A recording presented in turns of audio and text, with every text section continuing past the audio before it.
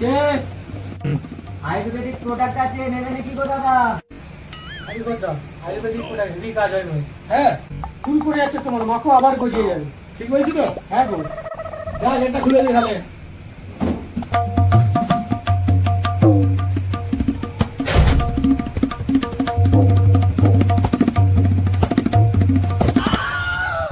কি কি পাওয়া যায় তোমার কাছে?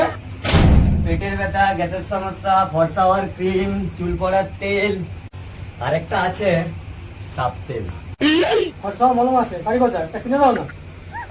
কালো শুয়ারকে দেখেছি তখন মলম থেকে ভরসা হবে না, একটা কাজ কর তাহলে, দাও একটা চুলকার তেল।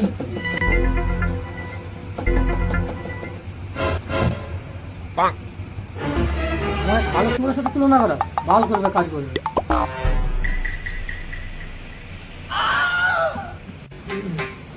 একটা সাপ তেল দাও তো।